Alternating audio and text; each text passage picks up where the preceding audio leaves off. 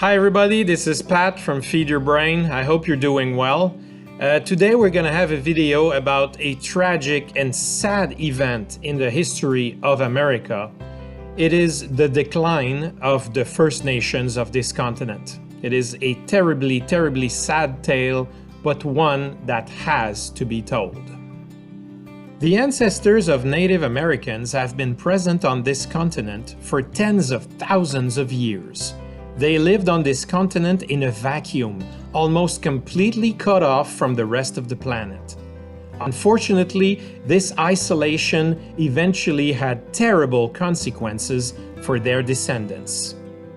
Agriculture spread to the rest of the world and revolutionized the societies of our European ancestors. This new way of life was not without serious disadvantages, however. Proximity between humans and domesticated animals, such as sheep, pigs, and chickens, under conditions that were often unsanitary, led to the emergence of many diseases. One of these illnesses, the flu, continues to afflict us to this day. This virus probably appeared 6,000 years ago and could have been transmitted to humans by poultry. Another disease that wreaked havoc is smallpox. Extremely contagious, it is characterized by the appearance of countless fluid-filled bumps all over the body. This virus is said to have appeared in Northeast Africa 10,000 years ago. Egyptian traders then allegedly carried the virus with them on their travels. After infecting India and China, it spread to Europe with the Arab invasions of the 6th century. Subsequent epidemics claimed many victims. It is estimated that in the 18th century, it affected 80% of the European population and killed 8 to 10% of them. Diseases like these have claimed millions of lives over the centuries. The survivors, our ancestors, acquired an immune system capable of fighting these terrible viruses which they transmitted to us, their descendants.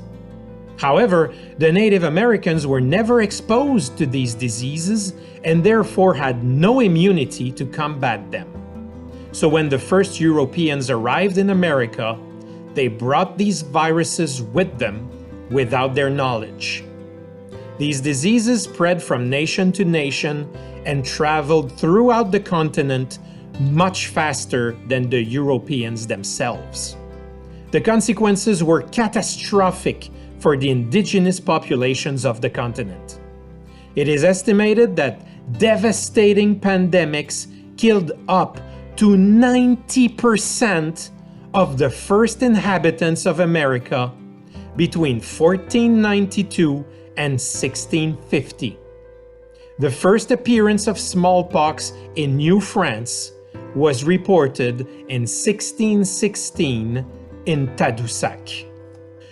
Flu and smallpox are not the only two diseases that wreaked havoc in America.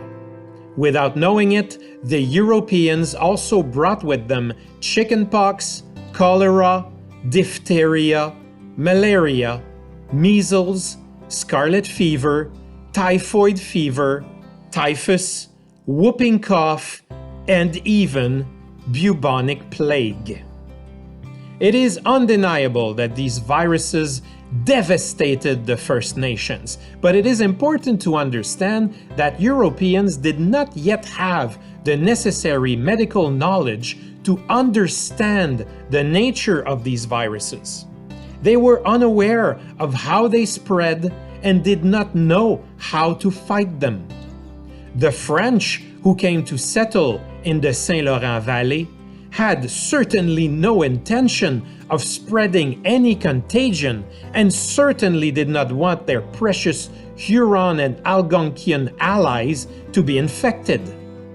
Revisionists and activists who speak of a planned genocide of Native Americans by the French are sorely mistaken. In reality, it was not until the British conquest that we see the use of one of these diseases as a bioagent weapon. In 1763, the British commander Geoffrey Amherst knowingly gave smallpox-infested blankets to the natives of the Détroit region who, under the command of Chief Pontiac, had remained loyal to France. The goal was to infect and exterminate these people whom Amherst despised and called, quote, an abominable race, end quote. This cruel and inhuman maneuver was successful, and the disease wreaked havoc among the natives of the Détroit area. It is also important to understand that the terrible repercussions of smallpox were not limited to Native Americans. One of the major factors that prevented the French from attacking New England during the 7-Year War was a terrible epidemic that struck from 1755 to 1757. In 1757, Montcalm wrote of 2,500 cases of smallpox in Quebec City alone. About 20% of the infected people died, which dramatically weakened the colony at a crucial moment in its history.